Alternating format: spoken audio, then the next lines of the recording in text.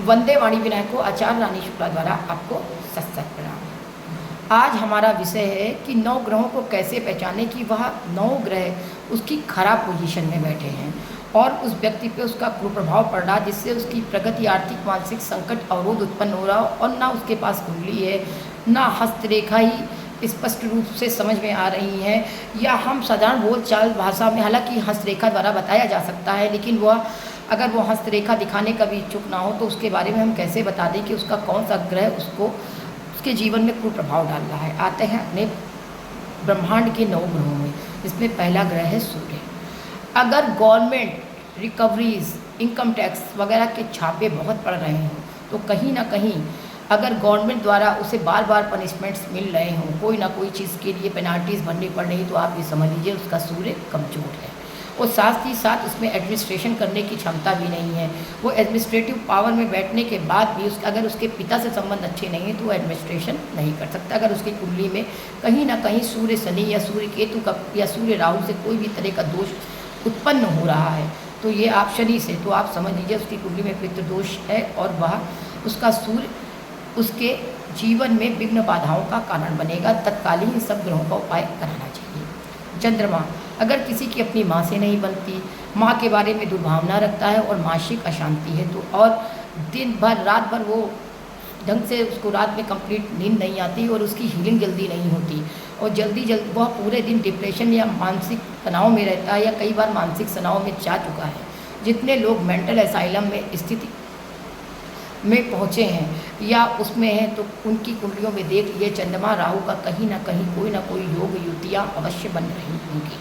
जिसका तत्काल निदान करा के आप उन डिप्रेशन जोन से अगर आने की स्थितियां हैं तो आप कुंडली के द्वारा उन चीज़ों से बाहर आ सकते हैं। फिर आते हैं अपने तीसरे ग्रह मंगल पे, अर्थात जिनका मंगल बहुत अच्छी अवस्था में नहीं होता, वह या कमज़ोर स्थिति में होता है, वो डरपोक स्वभाव के होते हैं और साथ ही साथ अगर वह अपनी बात को समय पे ना कह पाएँ तो ऐसे लोगों को हम मान सकते हैं, या गाली गलौज बहुत करते हैं तो मंगल उनका कहीं ना कहीं पापप्रांत हो रहा है और वो बात बात में गाली गलौज, एग्रेशंस, गुस्सा, क्रोध, तुनक मिजाजी, तो आप समझ लीजिए ऐसे लोग का मंगल कहीं ना कहीं पाप प्रभाव में है, कहीं ना कहीं पाप कर्त्री और कहीं ना कहीं नीचाभिलाषी है कुंडली में। उसी के साथ साथ हमारा चौथा ग्रह आता है बुध। अगर व्यक्ति की वाणी में भी गाली गलौज है और उसको कम्युनिकेशन और मैथ में दिक्कत आ रही है, कोई चीज़ वह जल्दी नहीं समझ पाता, टेक्निकल माइंड नहीं, वो अगर कोई चीज़ पढ़ाई जा रही है वो जल्दी चीज़ या कोई बात हो रही है उसको जल्दी समझ में नहीं आती, उसको कई बार ट्रेन करना पड़ता, तो उसका बुध अस्त या वक्रीय स्थिति में है और साथ ही साथ उसको नाक करने ENT की कोई दिक्कत है, तो ये समझ लीजिए उसका बुध कहीं ना कहीं कोई ना कोई कुप्रभाव में कुंडली में कोई ना कोई योग के द्वारा ग्रसित है। अगर आप उसका उपाय कराएं तो शायद ही बहुत हद तक उसको लाभ मिल सकता है। अब आते हैं अपने हम 5वें ग्रह देवगुरु बृहस्पति के लिए। अगर कुंडली में बृहस्पति गड़बड़ है तो व्यक्ति नास्तिक होगा, अपने धर्म रीति रिवाजों से हटकर, परंपराओं से स्पिरिचुअल हटकर, अगर आप देखते हैं कि अपने हिंदू सनातन को छोड़कर लोग दूसरे मिशन, दूसरे समुदायों में जुड़ रहे हैं, अपने धर्म के प्रति ना मानते हुए, और अगर इंटरकास्ट मैरिज कर रहे हैं और अपने बुजुर्गों की इज्जत नहीं कर रहे हैं, पैर और सम्मान नहीं दे रहे हैं, क्योंकि जब हम पैर छूते हैं और हमारे घुटने मुड़ते हैं तो हमारा बृहस्पति मजबूत होता है। आप जो भगवान के मंदिर या ऐसी जाने में कतराते हैं जिनको भगवान या पूजा पाठ या आस्तिक बात करते हैं कि भगवान को किसने देखा है, तो आप ये समझ लीजिए उनका गुरु कहीं ना कहीं गुरु चांडाल, गुरु राहु या कोई ऐसे योग में बैठा हुआ है जिससे उनको गृहस्थ जीवन में, क्योंकि आपको पता होना चाहिए कि सफल शादी के लिए स्त्रियों में गुरु और पुरुष में शुक्र का अच्छी स्थिति में होना बहुत ज़रूरी है, तभी एक सौभाग्यशाली और सुखी जीवन, गृहस्थ जीवन की स्थापना हो सकती है, तभी व्यक्ति कोई गृहस्थ जीवन अच्छा अपना बिता सकता है। अब इसका भी गुरु का निदान अवश्य करना चाहिए। इसके लिए आप बड़े बुजुर्गों का पैर छुएं, आदर करें, सम्मान करें और अपनी पत्नी के साथ अच्छा व्यवहार करें, निश्चित ही आपके ग्रहों का सकारात्मक प्रभाव आपको मिलेगा। अब आते हैं अपने 6ठे ग्रह शुक्र पे, अर्थात जो व्यक्ति अपने चरित्र से भी नीचे गिर के चरित्र पतनता की ओर करे, तरह तरह के प्रेम प्रसंग रोमांस में पढ़ के अपने पति, अपने अपनी ही पत्नी को दुख देने लगे और अपनी ही पत्नी के अगेंस्ट कुछ ना कुछ परेशानियां उत्पन्न करने लगे, अपने परिवार को नहीं देख रहा और अपना पैसा गलत कुसंगतियों में अर्थात अपोजिट सेक्स पे खर्च कर रहा, तो आप ये समझ लीजिए अगर कई अपोजिट सेक्स पे वो पैसा खर्च कर रहा, तो ये आप समझ लीजिए कि उसका शुक्र कहीं ना कहीं नीचस्थ या बहुत ख़राब स्थिति में है। और अगर वह व्यक्ति आलसी है और दिन भर ही राग रजसा और सोमरस अन्य चीज़ों में अपने को लिप्त रखता है, तो उसका शुक्र कहीं ना कहीं नीच अवस्था में है, जो उसके गृहस्थ जीवन को भी चौपट कर रहा। ऐसे में आपको स्त्रियों का सम्मान करना चाहिए, चाहे वो माँ हो चाहे वह पत्नी, निश्चित ही उससे आपको लाभ होगा। अब आते हैं अपने ब्रह्मांड के 7वें ग्रह शनि पे, अर्थात शनि न्याय के देवता हैं। अगर व्यक्ति आलस करता है, अगर आपने उससे एक गिलास पानी मांगा, आपका बच्चा ही है और वो घंटों लगा रहा है, एक बात को कई बार कहनी पड़ रही है और वह काफ़ी लेट उठ रहा, कोई भी काम करने में उसे घंटों लग जाते हैं और पूरा दिन ही लग जाए,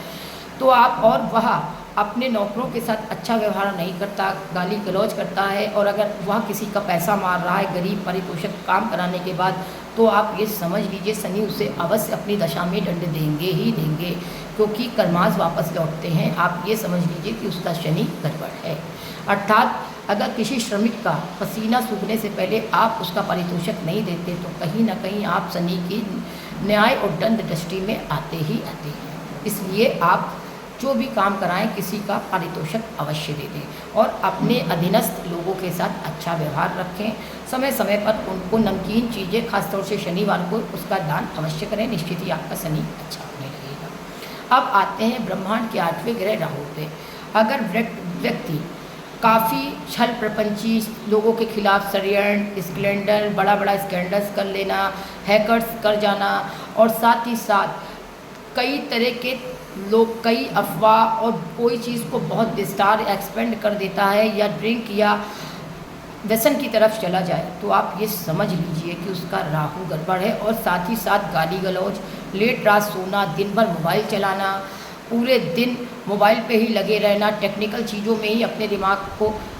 करना और किसी से ढंग से बात ना करना, और नीले रंग का ज़्यादा प्रयोग करने लगे, समझ लीजिए उसका राहु गड़बड़ है, कहीं ना कहीं पाप स्थिति में उसके साथ निगेटिव फैक्टर डाल रहा है। अब आते हैं ब्रह्मांड के आखिरी और अंतिम और नवा ग्रह, जो आदमी को मोक्ष कारक बना, मोक्ष की तरफ ले जाता है। अगर यह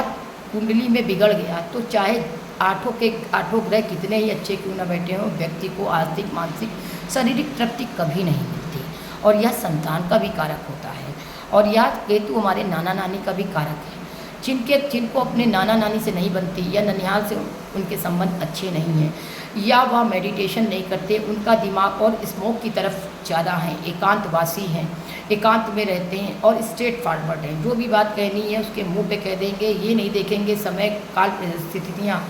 और उनको और अगर उनको श्लोक जल्दी ना याद होते हों, तो भी आप समझ सकते हैं। अगर उनको संस्कृत भाषा में श्लोक स्मरण शक्ति उनकी कम हो रही हो, तो आप ये समझ लीजिए वो स्मोक की तरफ बढ़ गए हों, और मेडिटेशन या अपने ध्यान को एकाग्रचित ना कर पाते हैं, तो आप समझ सकते हैं कि उनका केतु कहीं ना कहीं डैमेजिंग पोजीशन में है। ऐसे लोगों को अपने ननिहाल से संबंध, नाना नानी से अच्छे रखने चाहिए, और जहाँ तक वो मेडिटेशन करें, इससे आपका केतु बहुत प्रबल होगा। अगर आप, क्योंकि बृहस्पति का चेला केतु कहलाते हैं, अगर आप बृहस्पति को अच्छा करेंगे तो केतु अपने आप अच्छा हो जाएगा। उम्मीद है कि किसी को अपनी कुंडली, डेट ऑफ बर्थ, जन्म तिथि ना मालूम हो और हस्तरेखा भी वह किसी को नहीं दिखा पा रहा हो, तो इन ग्रहों के पकड़ द्वारा वह यह समझ सकता है कि अगर उसे कुत्ते बहुत पसंद,